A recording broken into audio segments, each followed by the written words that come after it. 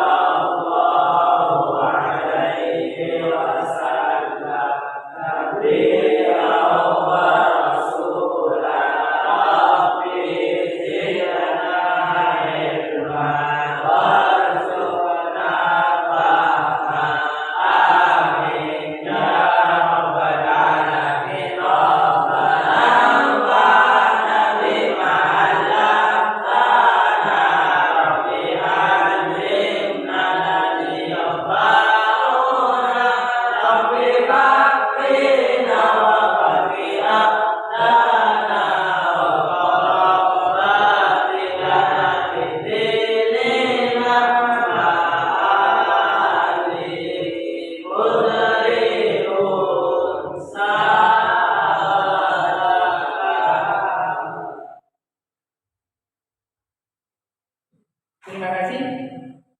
Sebelumnya Bapak akan mengecek kehadiran kalian. Silakan terlebih dahulu siapkan alat tulis kalian dan menulisnya.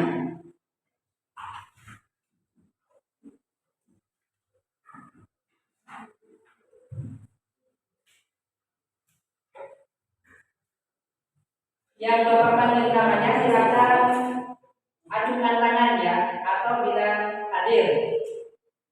Abdul Majid Zain, Abdullah Said Umam, Ahmad Nawawi, Ahmad Budi, Aidinas, Bakul Humaydi, Bayhaqis, Fadilah Ramadhani, Henry Kurniadi, Ismail, Muhammad Ridho Rahman, Muhammad Ansori, Muhammad Tasir Bayhaqi, Mustafa Kamal, Rafli Gibran, Nabil Zamzami, Muhammad Tamsil Amin. Lengkap ya, ada yang belum diabsen sama Bapak? Tidak ada ya, berarti sudah lengkap.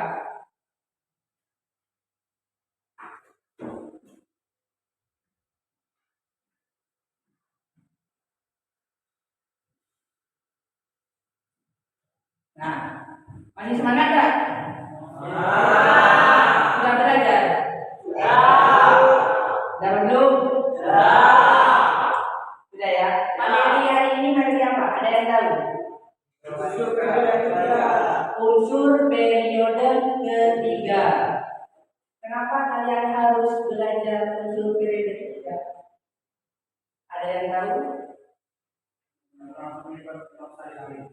Nah, bagus ya. Jadi unsur periode ketiga bukan hanya unsur periode ketiga ya. Semua unsur dalam kimia itu sangat penting ya dalam kehidupan sehari-hari. Tapi untuk saat ini Bapak akan menjelaskan tentang unsur periode ketiga. Ya. Unsur periode ketiga, kenapa kita harus belajar? Karena dari unsur kita akan pertama sebelum membentuk senyawa kita harus mengetahui unsur itu sendiri. Unsur itu sendiri kita juga harus mengetahui sifat-sifatnya, karakteristiknya. Jadi dari karakteristik itu kita mengetahui sifatnya, kita bisa menghubungkan atau mereaksikan. Kita bisa mereaksikan unsur itu dengan unsur yang lain membentuk senyawa yang kemudian senyawa itu bisa dimanfaatkan dalam kehidupan sehari-hari. Ya, makanya belajar unsur itu sangat penting. Nah, untuk persepsi, apa kalian masih ingat pelajaran struktur di unsur? Ingat? Ingat. Apa saja sifat dari unsur? Salah satu contohnya apa? Dari atom, terus ada lagi? Keelektronegatifan, ada lagi? Titik-titik biasanya juga sama titik leleh ya. Ada lagi? Daya hantar listrik, ya bagus. Baik. Untuk tujuan pembelajaran hari ini ya, melalui penerapan model teori terbimbing dengan metode diskusi kelompok, tanya jawab dan presentasi, siswa dengan rasa ingin tahu, kerjasama dan tanggung jawab dapat menjelaskan ketentuan dari unsur periode ketiga dengan benar. Siswa dapat menjelaskan ketentuan energi ionisasi unsur periode ketiga dengan benar. Siswa dapat menjelaskan kecenderungan keelektronegatifan unsur periode ketiga dengan benar. Siswa dapat menjelaskan kecenderungan titik-titik untuk unsur periode ketiga dengan benar. Kemudian siswa dapat menjelaskan kecenderungan titik leleh unsur periode ketiga dengan benar. Yang keenam, siswa dapat menjelaskan kecenderungan daya hantar listrik unsur periode ketiga dengan benar. Terus untuk selanjutnya, siswa dapat menjelaskan kecenderungan sifat asam basa unsur periode ketiga dengan tepat ya. Yang kedelapan, siswa dapat menjelaskan kecenderungan daya reduksi unsur periode ketiga dengan tepat. Selanjutnya, siswa dapat menganalisis hubungan jari-jari atom dengan sifat reduktor dan oksidator unsur periode ketiga dengan tepat. Siswa dapat menganalisis hubungan energi ionisasi dengan konfigurasi elektron unsur periode ketiga dengan tepat. Siswa dapat menganalisis hubungan energi ionisasi dengan sifat asam basa unsur periode ketiga dengan tepat. Dan yang terakhir, siswa dapat menyajikan hasil diskusi kelompok tentang analisis sifat fisika dan sifat kimia unsur periode ketiga dan melalui presentasi dengan benar ya. Garis besar kegiatan pembelajaran hari ini ya, menggunakan model studi terbimbing. Adapun sintaks yang akan kita kerjakan, yang pertama orientasi masalah, Yang kedua, merumuskan masalah. Yang ketiga, menyusun hipotesis. Yang keempat, mengumpulkan data.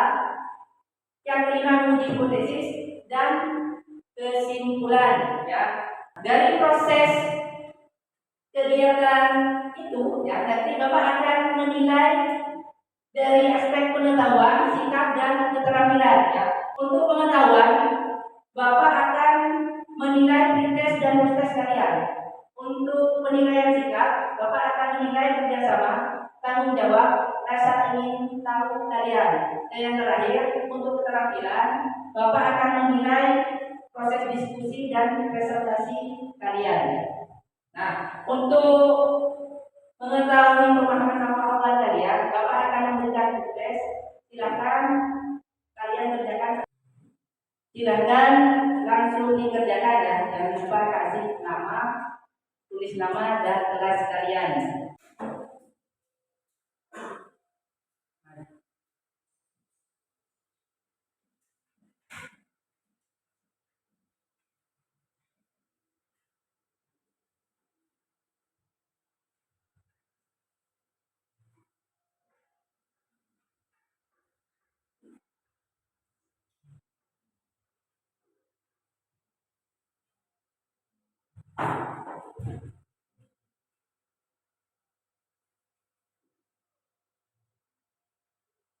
Bapak berikan angket motivasinya ya.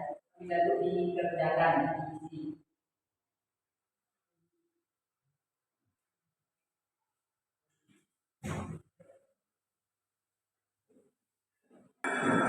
Sudah selesai? Sudah?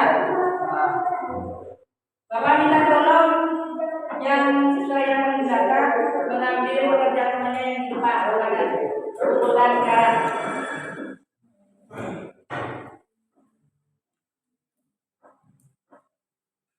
Sudah ya, silakan duduk ke tempatnya. Ayo duduk.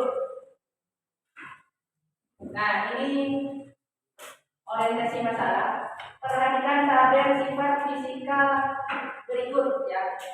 Itu beberapa sifat fisika yang ada dalam tabel periodik ya. Yang pertama dari atom, energi ionisasi, keelektronegatifan, titik didih, titik leleh, dan daya hantar listrik.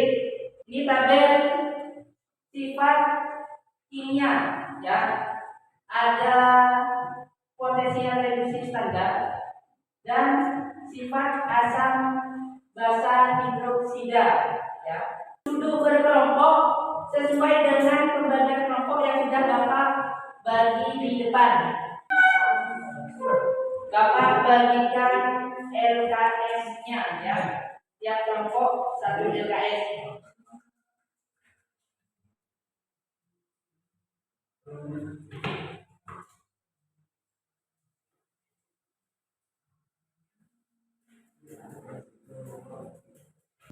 Sudah dapat semua ya?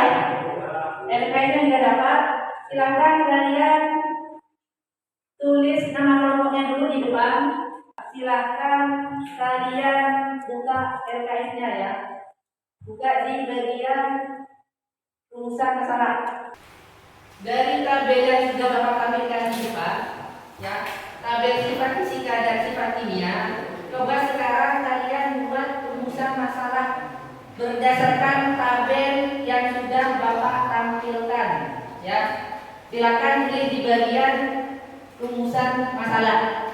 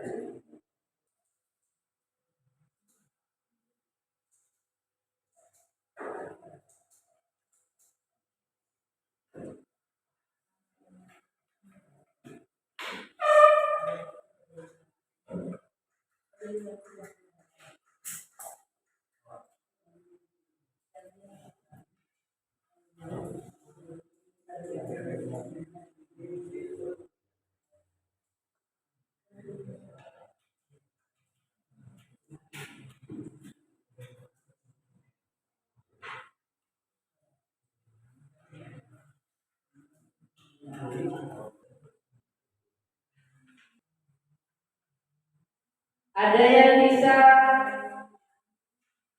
menyebutkan rumusan masalah?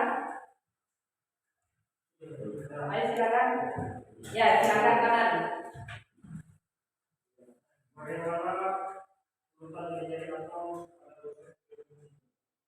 Bagus ya. Bagaimana urutan dari atom unsur periode ketiga? Ada lagi? Kasim, silakan Kasim. Bagaimana keteraturan energi ionisasi dalam unsur periode ketiga? Bagus. Ada lagi? Umay dulu. Silakan May. Yang nyari May. Bagaimana keteraturan anterior sama arbor? Keteraturan apa? Keteraturan anterior sama arbor. Ada lagi? Gak apa-apa, silakan. Silakan, semuanya boleh berpendapat. Kayak ini dulu. Bagaimana keteraturan daya listrik dari NA sampai AF? Keteraturan daya listrik. Baik, ada lagi? Silakan. Kamu penyair ya. Bagaimana keteraturan keelektronan negatifan unsur periode ketiga? Baik ya. Sudah bagus semua. Tepuk tangan untuk semua.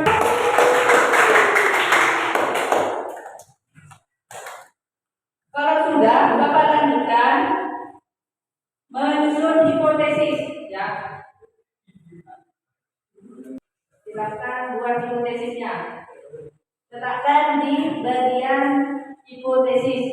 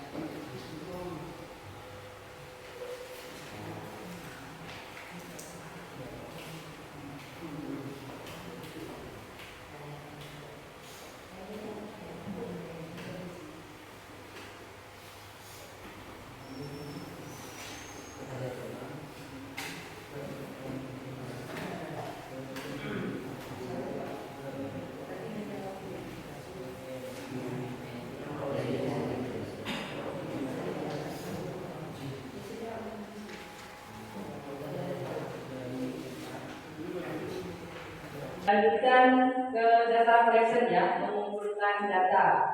Silakan kalian kerjakan di LKS kalian.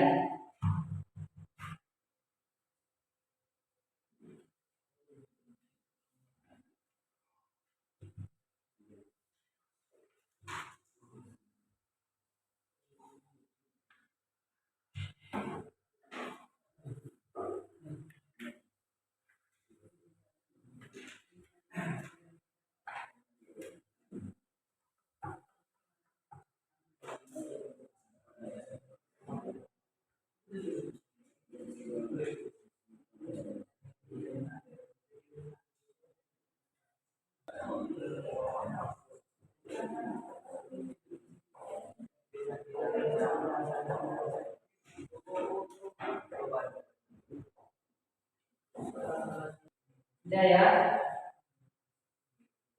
Sekarang Bapak lanjutkan ke menguji hipotesis. Nah, dari uji hipotesis ini silakan kalian presentasikan hasil diskusi kalian di depan kelas ya. Kelompok yang mana dulu maju ke depan. Ayo silakan. Sebelum Bapak tunjuk.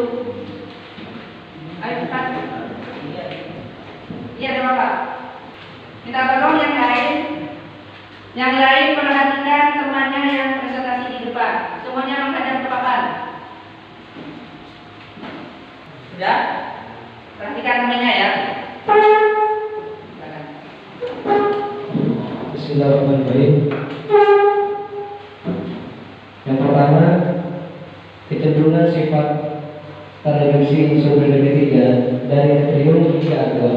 Sifat reduksinya semakin meningkat atau mudah mengalami reduksi. Sifat oksidator bertambah, sifat reduktornya berkurang. Terus yang kedua, kecenderungan sifat asam basa unsur periode ketiga dari natrium sampai klorin, sifat asamnya semakin meningkat, sifat basanya semakin menurun. Terus selanjutnya itu aluminium OH3 disebut zat amfoter karena dapat bereaksi dengan asam dan basa. Selanjutnya hubungan energi ionisasi dengan konfigurasi elektron. Ini jika konfigurasi elektron penuh dan setengah penuh, maka energi ionisasi semakin besar karena unsur tersebut lebih stabil. Dan yang terakhir yaitu hubungan energi ionisasi dengan sifat asam basa adalah hidrosida bersifat asam jika senyawanya mudah melepaskan H+. Sifat ini berlaku untuk unsur yang mempunyai energi ionisasi besar jika mudah melepaskan ion OH dalam air. Sudah? Terima kasih. Tepuk tangan dulu. Silakan kembali ke tempatnya. Kelompok mana lagi yang mau presentasi? Silakan. Perhatikan temannya yang presentasi ya. Yang tidak presentasi silakan tuliskan tanggapannya di LKS-nya. Di bagian menguji hipotesis ya. Perhatikan temannya yang presentasi. Bismillahirrahmanirrahim. Assalamualaikum warahmatullahi wabarakatuh. Waalaikumsalam.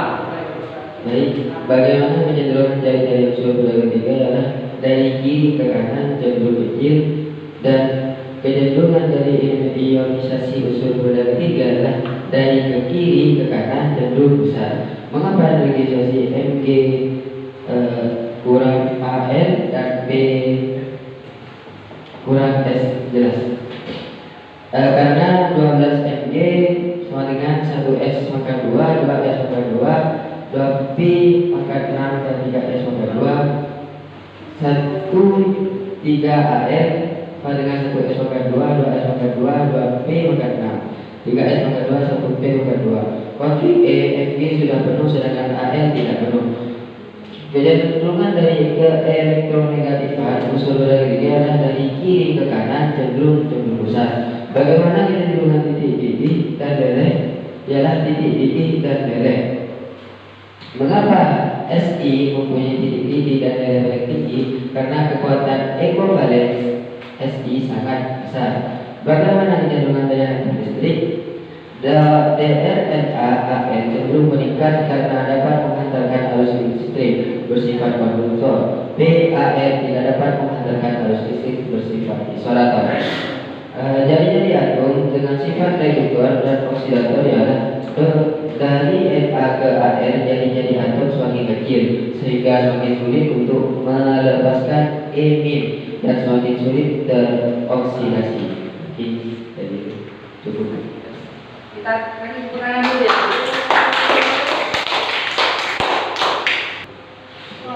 Sekarang kesimpulan ya dari kegiatan pembelajaran kita hari ini ya.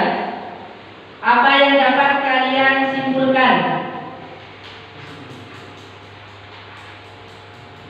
Ada yang mau menyimpulkan? Silakan, Adil. Yang keras. Kecenderungan jari-jari atau unsur periode ketiga dari kiri ke kanan semakin kecil. Nomor 2, kecenderungan energi ionisasi unsur periode ketiga dari kiri ke kanan semakin besar. Kecenderungan ke elektronegatifan unsur filter ketiga dari kiri ke kanan semakin besar. Kecenderungan titik-titik dan titik boleh unsur filter ketiga cenderung meningkat dari NA sampai SI, lalu cenderung menurun dari SI sampai AN. Terima kasih ya. Kita beri tepuk tangan dulu untuk Adin.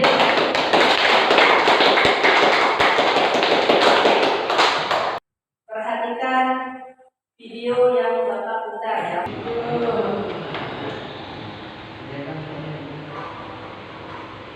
Perhatikan. Yang pertama yaitu konfigurasi elektronya, di mana unsur natrium, magnesium, aluminium dapat mencapai kestabilan dengan melepaskan elektron. Yang kedua, unsur fosfor, belerang, dan klor dapat mencapai kestabilan dengan menerima elektron. Sedangkan unsur silikon bersifat semilogam dan unsur argon termasuk unsur gas mulia. Sifat yang kedua yaitu wujud, di mana wujud unsur pada periode ketiga ini terdiri dari padat dan gas, di mana unsur natrium, magnesium, aluminium, silikon, fosfor, dan belerang berwujud padat, sedangkan klor dan argon berwujud gas. Yang ketiga yaitu titik didih dan titik lelehnya, di mana dilihat dari tabel kita bisa simpulkan bahwa dari kiri ke kanan cenderung meningkat dan mencapai puncaknya pada silikon, kemudian cenderung turun dari fosfor ke argon. Nah, hal ini disebabkan karena adanya perbedaan struktur antar atom masing-masing unsur. Sifat yang keempat yaitu sifat logam, di mana sifat logam unsur pada periode ketiga ini terdiri dari logam, semilogam atau metaloid, dan non-logam. Unsur natrium, magnesium, aluminium bersifat logam, silikon bersifat metaloid, sedangkan fosfor, belerang, klor, dan argon bersifat non-logam. Sifat yang kelima yaitu daya hantar panas dan listrik, di mana kemampuan menghantarkan panas dan listrik unsur periode ketiga ini terdiri dari konduktor, semikonduktor, dan isolator, di mana natrium, magnesium, aluminium bersifat konduktor, silikon bersifat semikonduktor, sedangkan fosfor, belerang, klor, dan argon bersifat isolator. Sifat yang keenam yaitu daya oksidasi dan reduksi. Dilihat dari potensial elektrodanya, unsur natrium merupakan unsur yang paling mudah mengalami oksidasi, sedangkan unsur klor merupakan unsur yang paling mudah mengalami reduksi. Dapat disimpulkan bahwa sifat reduktor dari natrium ke klor semakin berkurang, dan sebaliknya sifat oksidator dari natrium ke klor semakin bertambah. Baik, dari video penguatan tadi dapat disimpulkan ya, tambahkan dari atom unsur periode ketiga dari kiri ke kanan akan semakin kecil ya. Sedangkan dari elektronegatifan, ionisasi akan semakin besar ya. Nah, Bapak lanjutkan ke proses. Tapi sebelum masuk ke proses, Bapak minta silakan LKS-nya dikumpulkan ya. LKS-nya semuanya dikumpulkan. Ayo Pak. Bapak bagi dulu ya.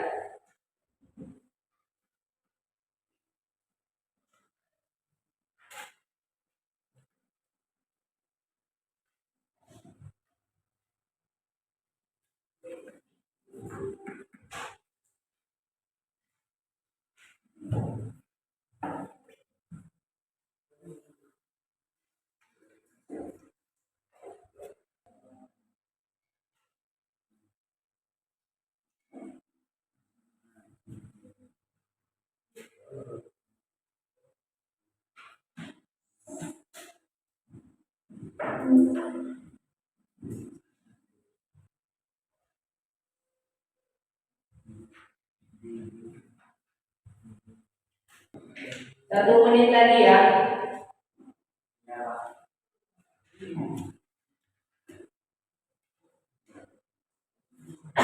Sambil kalian mengerjakan proses, Bapak berikan survei angket kepuasan ya. Silakan, ini 1 menit, nanti Bapak tambah. lambat waktunya.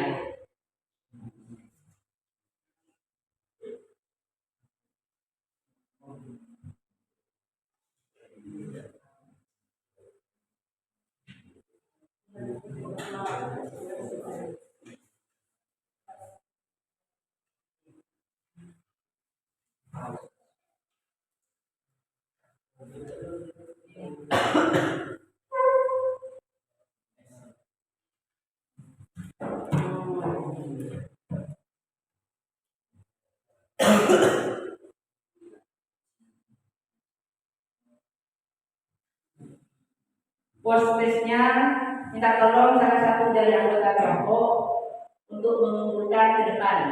Silakan lanjutkan untuk survei kepuasannya. Angketnya sudah selesai? Ya. Kalau sudah silakan dikumpulkan salah satu dari kalian untuk mengumpulkan ke depan. Ayo kumpulkan.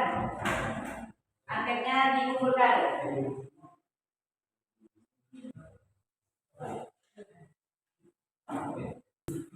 Saya akan lanjutkan refleksi. Bagaimana pembelajaran hari ini? Apa manfaat yang kalian peroleh dari pembelajaran hari ini? Ada